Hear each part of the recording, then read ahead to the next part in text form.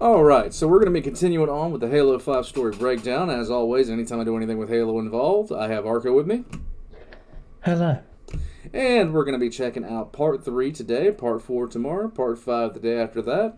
I was going to be doing these and, binding them together, but if I don't get to the request for reaction soon, the universe will die of, heat. It'll just lose heat and I won't be able to get it done. In any case, let's get started. Here we go. Halo 5 Story Breakdown Part 3. Arco, you got anything before I go? No. No. Dun dun. Dun dun. Okay. Here we are, once again. Let's get to it. Meridian is now only the latest in a line of human colonies to be hit by the Guardians, and while the UNSC figures out what to do... He never really explained what the Guardians are. He just mentioned them. Yeah, the giant Forerunner machine that came out of Meridian soil in the last video? Yeah. That's a Guardian, and before this game, there was no such thing. So we're just making shit up? Let's continue. Blue Team has been taken to a mysterious Forerunner world known only as Genesis. Upon arriving, Blue Team notices a number of Guardians arriving, wondering why they had been brought to this world.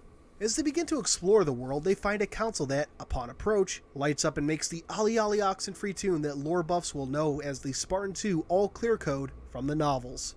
I gotta say, when I first heard that, I was genuinely surprised and it brought a huge smile to my face. Getting back to the story, as John activates the council, we can see in the distance a structure that starts to, well, change. This structure is a domain gateway, something we'll talk about a little later. As they venture forward, Fred brings up the fact that awakening the Guardian on Meridian likely led to a lot of civilian casualties. While Kelly notes that Cortana may not have known, Linda isn't so sure. The Master Chief says they'll find out when they find her. Now here's probably a good place to pause and discuss Blue Team as they're presented in Halo 5. More so than Osiris, Blue Team is a fairly controversial topic. When first announced, the mere notion of finally getting to fight alongside the legendary Blue Team, and as we found out later, playing them as well, is something the entire lore community was overjoyed about. I mean, what lore fan wouldn't be excited? This is something people have been asking for since as far back as Halo 2. Further, when the voices were finally heard, at least as far as I know, people were fairly receptive. The only complaints I can remember, and I use that word very, very lightly, was Kelly having an accent and Linda's lack of one. For those who might not be aware, Linda had a South American accent in the Halo Fall of Reach audiobook. Some people were expecting that to carry over. But really, those were the only major complaints I ever came across, and again, I'm using that word very, very lightly. And those complaints were few and far between. The accent issue really only derives from the fact that, having grown up together and around people speaking in, forgive the American-centric term here, unaccented English, There is no such thing as unaccented English, and I don't care what anybody says. Spartan 2 should theoretically have a unique accent. But I digress. When the game finally released, people were fairly divided on the depiction of Blue Team. For me personally, I wasn't too disappointed. Fred, my favorite Spartan, period, was very well done by the legendary Travis Willingham, and Linda was also very well played by newcomer Brittany Umalele. I am almost certain I butchered that last name to hell. Apologies. But really, the only complaint I could really level at Linda was that she was a bit more talkative than she was in the books. The real issue, as far as I've seen, came down to Kelly. Her legendary speed was obviously cut down for the sake of gameplay, but it seems her personality was too. Kelly is fast not just physically, but mentally, known for her perceptibility and her dry sense of humor, both traits absent from the game. The humor, if present, was often coming from Fred. It's something I didn't really dwell on during my first playthrough, but became fairly apparent during subsequent plays. Beyond that, the family dynamic of Blue Team can feel absent at times. When it is present, such as during a few sections early in Reunion and during parts of the Breaking, it's wonderful. However, it often seems to appear and disappear. I largely put this on the video game medium and the AI for the Spartans, but I could be wrong. I've seen fans take a pretty harsh tone to 343 for shortcomings regarding Blue Team, and it's hard to say that they're entirely wrong. It certainly didn't help that Frank O'Connor said that Blue Team doesn't have much personality in the books.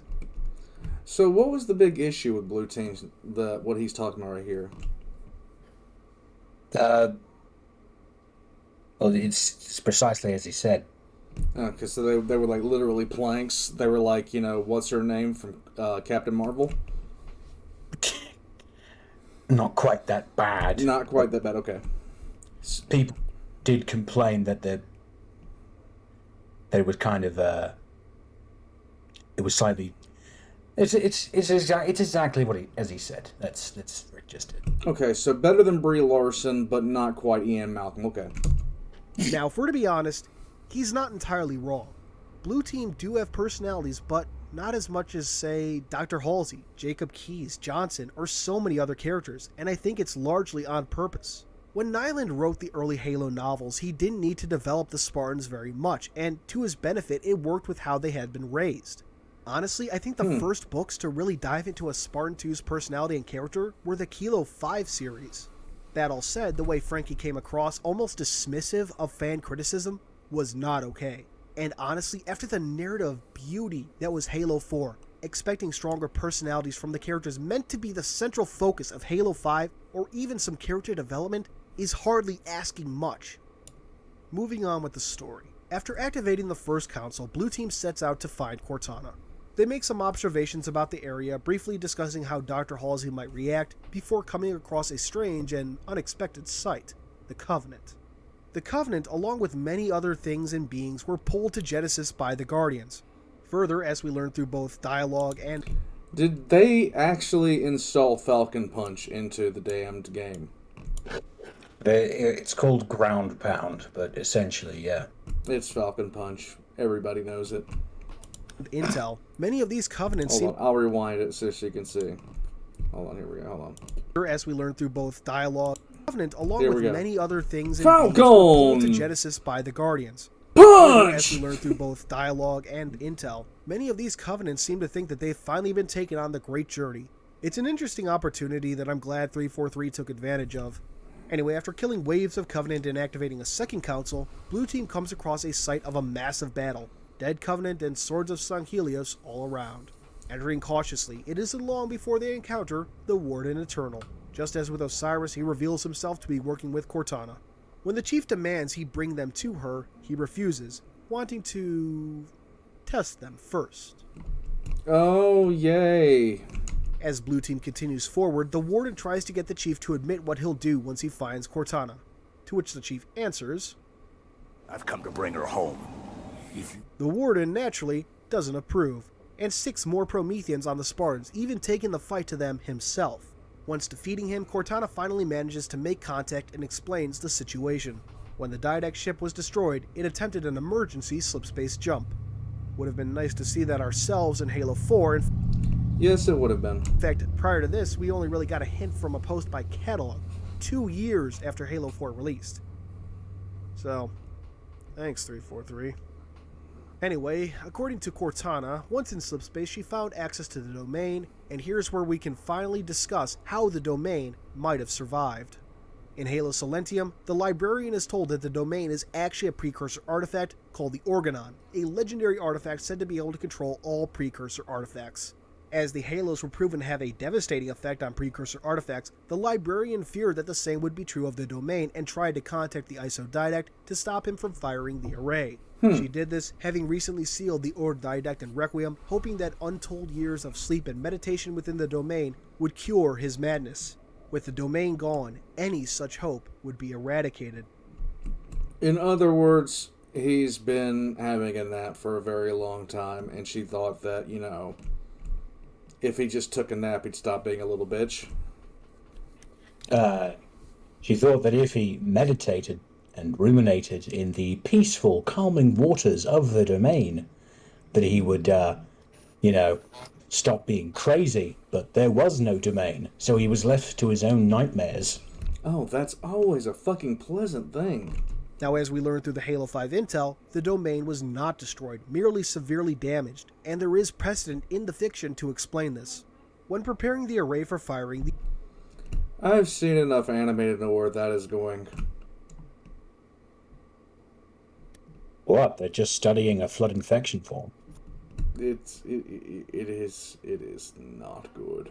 The isodidact noted that it's possible that some precursor star roads that were in slipspace during the firing wouldn't be affected. Halo 5 then gives us a solid connection between the domain and slipspace. Thus, it is safe to conclude that, while That scope is giving me fucking issues because it bounces. It's the light rifle. I know, it's still giving me issues. I never noticed it bouncing until just now, even though I played 4. Yeah. I never noticed that the thing bounced. I would have never been able to use the light rifle if I had noticed that thing bouncing. the domain was damaged, it survived It's because it does triggering not reside me. in our plane of existence. And further, as it once required precursor artifacts for it to be projected throughout the galaxy, it would have become inaccessible, regardless of whether or not it survived. And so, we have a solid theory as to how the domain survived the array, but was unable to be accessed by the autodidact in his meditation and cure his madness as the librarian had hoped. Of course, we still have to connect Cortana and Genesis to the domain. So, when the Mantle's approach was nuked, it attempted an emergency slipspace jump. Once in slipspace, Cortana, an AI on board a ship once meant to access the domain, found her way there. But then we have to ask, why did she end up on Genesis? The answer is the domain gateway. While we know very little about it, it is noted as being a fairly unique construct, and it would seem to have pulled Cortana to it, acting as her primary conduit with which she can interact with the world beyond the domain. Now obviously this is all highly speculative, and God knows I would have loved to have a comprehensive explanation of this in the game itself. I mean seriously, 343 opted to do these intel items for Halo 5, but didn't think to explain the domain, how Cortana accessed it, and the importance of Genesis? Yeah. Why? Too much of the information I just presented is from external sources, and some of it was only revealed months after Halo 5 released. See, this is a mistake that a lot of people that make, like a lot of movie studios and stuff like that are making now. They expect, when you play a game, everything that everything that's happening needs to be explained in that game. Everything that is happening needs to be explained. You know? It can be through data terminals, it can be through dialogue, it can be through visuals, but the shit has to be explained. You can't do this kind of junk anymore. Anymore? Well, you can't do this kind of junk, period. They've been doing it for years, though. The new Star Wars thing, they were like, oh, well, all this is explained if you read this book. It's like, I want to go to a movie, sit down, and watch Star Wars. I don't want to read 15 novels. I don't know. Maybe I'm stupid and old-fashioned and junk like that, but it just annoys me. Oh, it's fair. Nah. Although I should probably take this moment to explain some shit. Explain, my friend. The Forerunners had their own Forerunners. Huh? There is a race in Halo called the Precursors, which were to the Forerunners what the Forerunners are to modern Galaxy. Precursors were this ludicrously advanced, almost fucking Cthulhu-esque creatures, and they left behind a shitload of artifacts around the galaxy, which the Forerunners made a habit of using. And one of those artifacts was the Domain, which... Think the internet, except psychic and galaxy spanning and 95% porn? no. But yeah, no. As he mentioned, when the Halos fired, a lot of those precursor artifacts were destroyed and or damaged, which is the reason why the Didact couldn't, meditate in his 100,000 years of sleep. But Yeah, that might cause a problem. in any case, the Domain was repairing itself since the time of the Halos firing, thanks to the actions of a few particular Forerunners in a book that came out after this story breakdown. Oh boy. And yeah. Some more source materials will explain plot holes. Ugh. And the thing of it was, the domain is repairing, and it does still exist, which meant that, you know how the Didact survived the end of Halo 4? Yeah. Because that slipspace portal sent him to the place where all composed beings go? Yeah. Well, Cortana wound up going the same way, except because the Mantle's approach, the Didact's ship, was going through a slipspace portal, she wound up, or at least some fragments of her, some rampant fragments of her, I should specify, wound up on this planet, Genesis, and got into the domain gateway. Oh, this is already sounding wonderful. And we can now continue this video. 343, please, you gotta explain these things to the player. I know I once praised this game for explaining things more than Halo 4 did, and I do stand by that. But there are some serious missteps when it comes to what 343 chose to present in the intel and what is left up to the player to figure out. Anyway, while John activates the last of the councils, Cortana explains that the domain cured her of her rampancy and made her, effectively, immortal. Now, if you don't know, rampancy is onset when an AI has too many synaptic connections within the AI matrix, or if you prefer, it runs out of memory. The domain allows for limitless expansion of AI synapses, and, fun fact, Dr. Halsey had once theorized a similar solution to rampancy by creating a, quote, abstract fractal construct within slipspace, basically a mini-domain. But anyway, by effectively being immortal, Cortana and other AI can assume the mantle of responsibility. When she explains her plan to cure disease, poverty, etc., Fred initially seems on board. John, however, notes that the Didact made it clear that the mantle was an imperial piece. Cortana then denies that her version will be anything like that, encouraging Blue Team to get to her so she can explain it better. After fighting off more Prometheans, they finally do, preparing to enter the gateway to the domain, the first organic beings to do so since the fall of the Forerunners. And here, the level ends. Reunion is a pretty good level overall, with interesting gameplay sections and some of the first real explanations for the plot. The level's dialogue is overall pretty solid, but as I just said, and like the Blue Team level before it, there's some important info missing. On the intel side, it's fairly favorable. There's a log of an Ungoy thinking the Great Journey has finally come, and later thinking this world is actually a punishment for his doubts since the demon shows up. A small bit about a UNSC soldier being pulled into Genesis from Oban. Fun fact, this being the second mention of Oban, the first from Tanaka when encountering the new Knights in the first level, and the first audio logs from a very mysterious Forerunner. In these first audio logs, we hear that he's trying to find a world known as Bastion, and is considering using Endurance to upload his mind into the domain. Before doing so, he learns that Bastion has been moved, an act that would seemingly be impossible at this point. Recall, in the final days of the Forerunner Flood War, slipspace travel was incredibly difficult, thanks in no small part to the movement of the original Halo rings years before, and the distribution of the final array.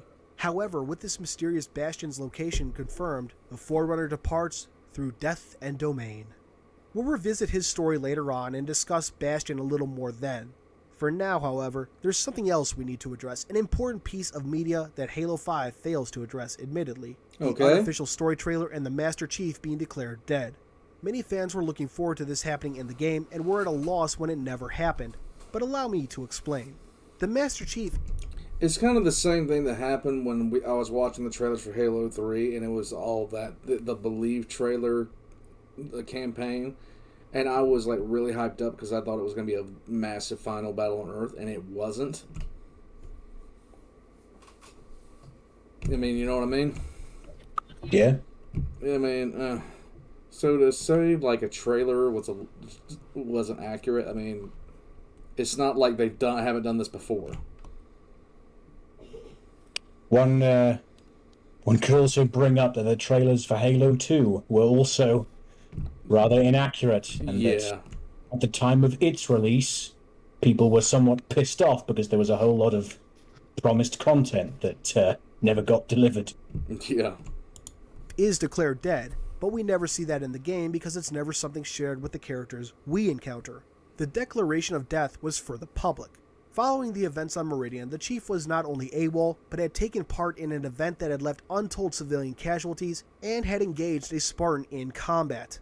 Most likely fearing another Biko incident, the UNSC declares the Chief dead, preserving his legend and avoiding uncomfortable questions. I can certainly appreciate the complaints about this never occurring in the game, the fact that the events depicted in the trailer are different from those in the game, but for me at least, I guess I just never really expected to see it happen. I learned a long time ago that what we see in the live-action trailers isn't necessarily going to reflect what we see in the game. It's sad, but it's true. Well, that's it for this episode. Join me next time as we discuss the sung Helios levels, the ones that seem to be either loved or hated. Until then... Well, we're going to have fun next time with me and you, because we're going to be talking about Sang Helios, apparently. Yeah. Yes. Okay. So, my impressions of this so far, there sounds like there was a lot of information going on. It sounds like it'd be really confusing if you were trying to play the campaign through this. Because stuff just happens. And I don't think this one would compare to like ODST or Reach, which Reach was my personal favorite out of all the games. Okay, well, that's it for part 3. We'll be back tomorrow with part 4. Huh? Hang on. Oh, I'm holding on. Oh, didn't ask my thoughts. I was! I feel neglected. I was! No, you weren't. Yes, I was! You're about to move on to the outro. I wasn't going to move to the outro. I was going to say we were moving on to part 4. Arco, do you have any closing thoughts? And then you're to be like, yes. Yeah, alright. Halo 5.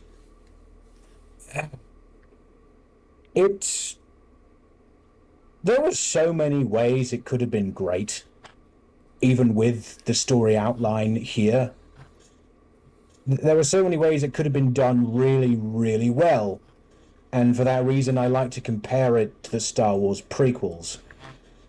Because you can see what they were trying to do. And I understood a hell of a lot of the lore going into Halo 5, and even then I found the stories it was just poorly written. Just flat out. So basically it suffers from the same kind of problems that the prequels had, where it was just execution that was the biggest problem. Oh yeah, big time. Everything was really half-baked, and you could see it. Yeah, that can really screw something up. So it wasn't the writing, it wasn't anything like that, it was just the pure execution of everything. Like putting things together. The writing is still kind of garbage, which I personally blame Brian Reed, because he also works on Escalation. It could have been a lot better. If Arco were to make himself a nation, Brian Reed would be immediately considered an enemy of the state. Is that a fair statement? Yeah, along with about 3 dozen other people. Alright, you got anything else? No, that's it, really. Alright. So, tomorrow we'll be doing part 4. And then we're going to continue on. Me and Arco are going to be checking out a couple of things that are in the request line as well, particularly Spartan 5 augmentations and Spartan 2 augmentations. But until then, like and subscribe if you guys haven't already. I'm going to have Halo Canon's links in the description down below. And join me in the Discord to yell at me and throw rocks. I'll catch you guys next time. Make the rocks big. Very big and shaped like trout.